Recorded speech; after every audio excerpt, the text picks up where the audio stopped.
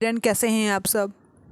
कल हमने ancient history के एमसीक्यू डिस्कस किए थे और आज हम मॉडर्न हिस्ट्री के एमसीक्यू डिस्कस करेंगे जो केएस का एग्ज़ाम है, स्पेशली उसी के लिए।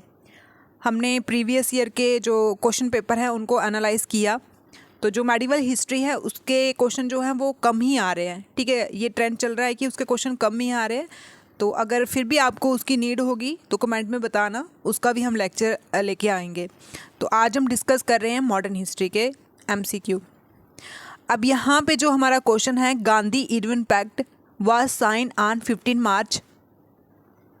ठीक है, जो गांधी इरविन पैक्ट हुआ था 15 मार्च को साइन हुआ था, लेकिन कौन सी डेट, ये पूछा है कि कौन सी डेट में हुआ था ये। ठीक है, तो ये हुआ था 1930। ठीक है, 1930 15 मार्च 1930 में गांधी इरविन पैक्ट साइन होता है। इसी के बाद जो महात्मा गांधी जी हैं वो सेकेंड राउंड टेबल, ठीक है, फर्स्ट राउंड टेबल कॉन्फ्रेंस में नहीं, सेकेंड राउंड टेबल कॉन्फ्रेंस में मीटिंग अटेंड करते हैं। ठीक है, और आपको ये भी पता होना चाहिए कि जिन्होंने तीन राउंड टेबल मीटिंग हुई थी, तो तीनों किसने अटेंड की थी? तीनों जो थे भीमराव अंबेडकर जी। ठीक है, फादर ऑफ इंडियन कॉन्स्टिट्यूशन जो है उन्होंने तीनों अटेंड की थी। और उसके बाद महात्मा गांधी जी के साथ सरोजनी नायडू और भी बहुत थे, लेकिन ये वुमेन है तो ये इंपॉर्टेंट हो जाती है। ठीक है, तो ऑप्शन बी हमारा करेक्ट है। एंड नेक्स्ट क्वेश्चन है, the famous resolution on non cooperation under the inspiration of A Mahatma Gandhi was adopted in special session of a Congress held at Kolkata in। अब यहाँ से बहुत से क्वेश्चन निकलते हैं कि नॉन कॉपरेशन का रेजोल्यूशन कब पास हुआ था। ठीक है, नॉन कॉपरेशन का रेजोल्यूशन कब पास हुआ था? सितंबर 1920। कौन से सेशन में हुआ था? कांग्रेस के कोलकाता सेशन में। ठीक है, कोलकाता सेशन में, और 1920, ठीक है, 1920 में हुआ था। किसकी इंस्पिरेशन से? महात्मा गांधी जी की। ठीक है, महात्मा गांधी जी की इंस्पिरेशन से। तो इसका जो करेक्ट ऑप्शन है हमारा ऑप्शन ए करेक्ट है। जो स्वराज पार्टी बनी थी उसको किसने ऑर्गेनाइज करवाया था? स्वराज पार्टी को किसने ऑर्गेनाइज करवाया था, ये पूछा हुआ है। तो ये करवाया था CR दास और मोतीलाल नेहरू। ठीक है, CR दास मोतीलाल नेहरू ने करवाया था। अब यहाँ पे हम देखते हैं इसकी थोड़ी हिस्ट्री। 1920 में नॉन कॉपरेशन मूवमेंट होता है, जो महात्मा गांधी और इसके साथ साथ खिलाफत मूवमेंट भी स्टार्ट हो जाता है, जो मोहम्मद अली और शौकत अली ने स्टार्ट किया था।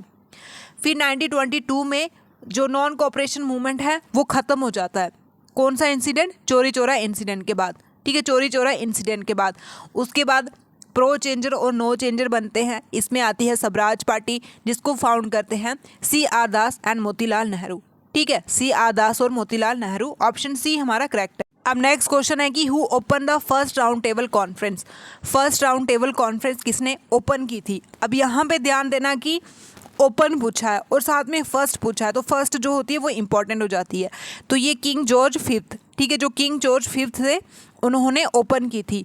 और इसके जो प्राइम मिनिस्टर थे, प्रेजाइड कौन कर रहा था? ब्रिटिश के प्राइम मिनिस्टर रैमसे मैकडॉन। ठीक है, रैमसे मैकडॉन ओपन की थी किंग जॉर्ज फिफ्थ ने, ऑप्शन ए हमारा करेक्ट। अब है कि the my strongest bulwark is gone. My strongest bulwark is gone limited Gandhi on the death of. ठीक है, Gandhi ji on the death of. तो ये किसके लिए कोड बोला था, किसकी डेथ पे बोला था ये कोड? तो बाल गंगाधर तिलक जी। ठीक है, बाल गंगाधर तिलक जी।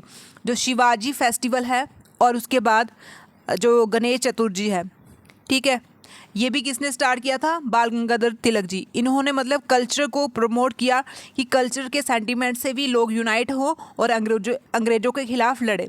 और उसके बाद इनकी 2 बुक हैं बहुत ही फेमस, केसरी और मराठी। ठीक है, केसरी और मराठी बहुत बार पूछी हुई है, ये प्रीवियस ईयर का PYQ का क्वेश्चन है। केसरी और मराठी किसने लिखी है?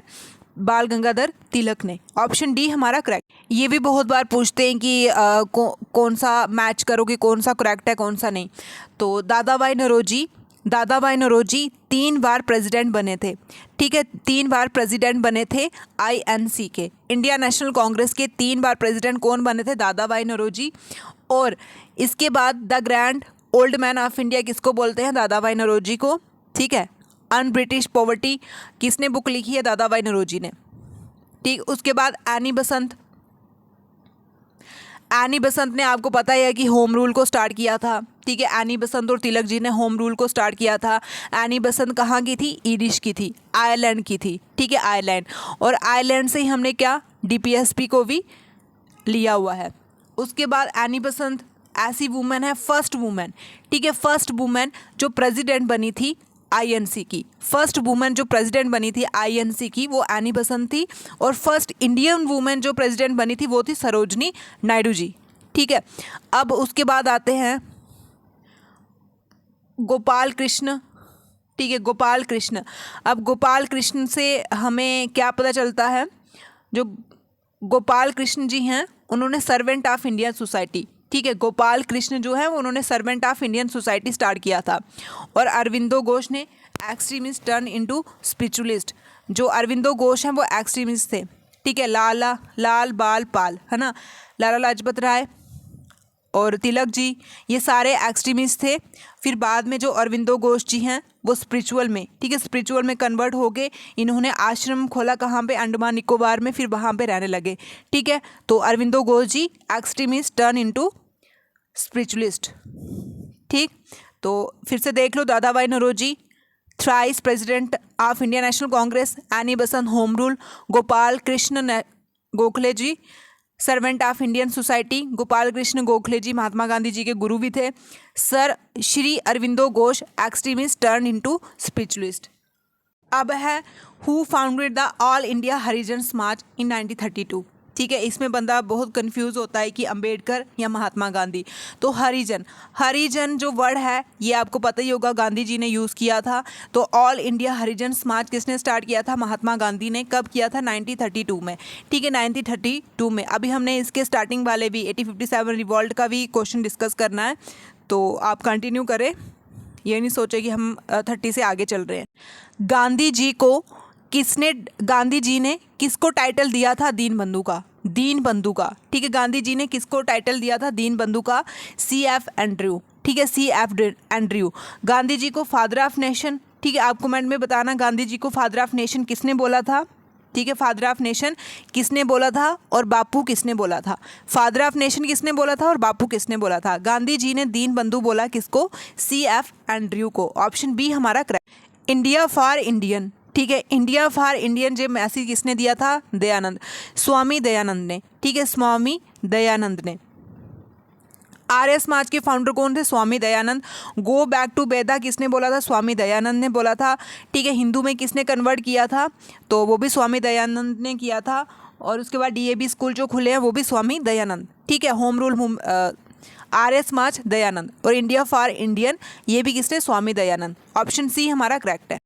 एनी बेसेंट की न्यूज़पेपर बतानी है हमने, एनी बेसेंट की न्यूज़पेपर बतानी है। तो एनी बेसेंट और तिलक की जो न्यूज़पेपर है वो बहुत ही इंपॉर्टेंट है। तो एनी बेसेंट की है न्यू इंडिया, ठीक है, new India newspaper, new India. Option D हमारा करेक्ट है।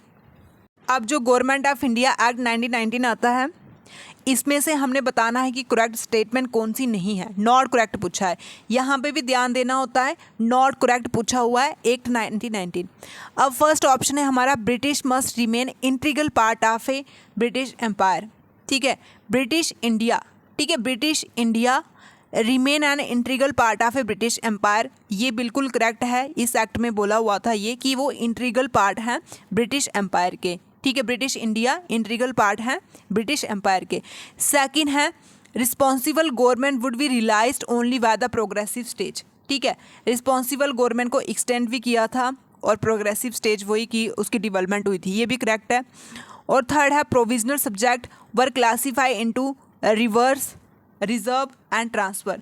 सही बात है, जो प्रोविजनल सब्जेक्ट थे उनको डिवाइड किया था दो में, जिसको हम DRK भी बोलते हैं, ठीक है, DRK भी बोलते हैं। ये बहुत बार पूछते हैं कि एक्ट 1919 में DRK कहाँ आई थी, तो ये कहाँ आई थी? प्रोविंस में आई थी, ठीक है। तो फोर्थ है कि the salary of secretary of state for India was not to paid by parliament, ठीक है, जो सैलरी है secretary of state for India वो पेड बाय पार्लियामेंट से नहीं जाती थी, मतलब नॉट पेड। तो ये ऑप्शन हमारा गलत है, बाकी वाला ठीक है। तो ऑप्शन डी हमारा करेक्ट है। अब जो हमने ट्रांसफ़र सब्जेक्ट बोला है ना, प्रोविंस में दो सब्जेक्ट में डिवाइड हो गए थे, DRK सिस्टम आ गया था प्रोविंस में एक्ट 1919 के हिसाब से। अब इन्होंने पूछा हुआ है कि ट्रांसफ़र सब्जेक्ट में कौन सा पार्ट नहीं आता है, ठीक है, कौन सा पार्ट नहीं आता है। तो फर्स्ट है एजुकेशन, म्यूज़ियम, मेडिकल रिलीफ या लैंड रेवेन्यू, ठीक है। आपको पता ही होना चाहिए कि अंग्रेज इतने तेज थे, उन्होंने रिजर्व सब्जेक्ट में लैंड रेवेन्यू जो सही चीज़ें होती थी वो उसमें। अब एजुकेशन, ठीक है, एजुकेशन किस में थी, ट्रांसफ़र सब्जेक्ट में थी। ये बहुत इंपॉर्टेंट है, इसको ध्यान में रखना। लेकिन हमारा जो करेक्ट ऑप्शन है इसका डी वाला, क्योंकि डी जो है वो नहीं आता है ट्रांसफ़र सब्जेक्ट में। The secretary of state for India was given power bye, ठीक है, secretary of state for India given power bye, कौन सा एक्ट उसको पावर देता है, तो एक्ट 1919 का उसको पावर देता है। ऑप्शन बी हमारा करेक्ट है। अब ये क्वेश्चन आ रहा है कि inquiry committee on Jallianwala Bagh incident was headed by, ठीक है, जो जलियांवाला बाग मैस्कर होता है कब होता है, 1919 में होता है, 13 अप्रैल, ठीक है, ये बहुत फेमस है, आप सभी को पता होगा। तो इसकी जो इंक्वायरी कमेटी बैठी थी उसको हेड किसने किया था, ठीक है, उसको हेड किसने किया था ये पूछा हुआ है। तो उसको हेड करने वाले हैं हंटर, ठीक है, हंटर कमीशन बैठाया हुआ था। हंटर कमीशन एक एजुकेशन पे भी है और एक जलियांवाला बाग पे भी है। और रविंद्रनाथ टैगोर और महात्मा गांधी ने जो उनको टाइटल मिला था उन्होंने इनको वापस कर दिया, ठीक है, इसी में। तो वो भी बहुत बार पूछते हैं। ऑप्शन सी हमारा करेक्ट है। अब ये मैच है जो मौलपा है वो कहाँ हुआ था, ये मुस्लिम रिवॉल्ट है तो ये हुआ था मालाबार में। ये कहाँ हुआ था, मालाबार में हुआ था। Akali movement very famous and आपको पता ही है कि न्यूज़ में भी चल रहा है, ये पंजाब में हुआ था। काशी विद्यापीठ, ठीक है, काशी विद्यापीठ एजुकेशन के रिलेटेड है। खिलाफत हुआ था टर्की में 1919 में ही हुआ था, किसके साथ, नॉन कोऑपरेशन के साथ, ठीक। तो ऑप्शन हमारा ए यहाँ पे करेक्ट हो जाता है। दांडी मार्च कब स्टार्ट हुआ था, ठीक है, दांडी मार्च 1930 में स्टार्ट हुआ था, लेकिन कब स्टार्ट हुआ था, 12 अप्रैल, ठीक है, 12 अप्रैल को स्टार्ट हुआ था। कहाँ से लेके कहाँ तक हुआ था, साबरमती आश्रम जो गुजरात में पड़ता है और एक टाउन है गुजरात का ही दांडी, तो वहाँ तक, ठीक है, वहाँ तक लोग पैदल चले थे। मतलब लोग कौन, महात्मा गांधी, सरोजनी नायडू, मतलब बहुत बहुत फेमस जो लीडर हैं वो पैदल चले थे। उन्होंने सॉल्ट टैक्स को हटाया था, ठीक है, सॉल्ट बनाया था वहाँ पे और सॉल्ट टैक्स जो लगा था उसको हटाया था, ठीक है। दांडी मार्च 1930 12 अप्रैल से होता है। फ्रेंड्स यहाँ पे फर्स्ट इंडियन रूलर बोला है कि first Indian ruler to apply western method to his administration, ठीक है, फर्स्ट इंडियन रूलर हमने बताना है जिसने वेस्टर्न मेथड अप्लाई किया था एडमिनिस्ट्रेशन में। तो फर्स्ट इंडियन रूलर है तो ये इंपॉर्टेंट हो जाता है, ये थे हमारे टीपू सुल्तान। ऑप्शन बी हमारा करेक्ट है, Tipu Sultan, option B correct. अब बोल रहे हैं the capital of Tipu Sultan, the capital of Tipu Sultan, वो टीपू सुल्तान जिसकी डेथ हुई थी फाइट करते करते एंग्लो मसूर बार 1799। अब ये भी बहुत इंपॉर्टेंट है बार, फोर्थ एंग्लो मसूर बार। एंग्लो का मतलब होता है कि ब्रिटिश, ठीक है, ब्रिटिश और मसूर इनके बीच में बार होती है 1799 में। किसकी, टीपू सुल्तान और अंग्रेज़ों की। इसी वार में टीपू सुल्तान की डेथ हो जाती है। तो इनकी कैपिटल कहाँ है, टीपू सुल्तान की कैपिटल कहाँ है, श्रीनागापट्टनम, ठीक है, श्रीनागापट्टनम, ऑप्शन सी हमारा करेक्ट है। अब पूछा है कि first time designated as the governor of India, first time designated as the governor of India, ठीक है, first time governor of India कौन बने थे, तो वो बने थे वैरेन हस्टिंग, ठीक है, वैरेन हस्टिंग। अब गवर्नर ऑफ इंडिया, इससे पहले गवर्नर ऑफ बंगाल बने थे, फिर उसके बाद गवर्नर ऑफ इंडिया बनते हैं, तो हंसते हंसते गवर्नर बन गए वैरेन हस्टिंग, ऑप्शन सी हमारा करेक्ट है। अब है कि हरबिलास सारदा, ठीक है, हरबिलास सारदा जी ने सारदा एक्ट, जो फेमस सारदा एक्ट है 1930 में उन्होंने ये पास किया था। तो इसमें क्या है, ठीक है, सारदा एक्ट कब आता है, 1930 में। ये भी बहुत बार पूछा है कि सारदा एक्ट कब आता है, 1930 में आता है। किसने किया था, हरबिलास सारदा जी ने।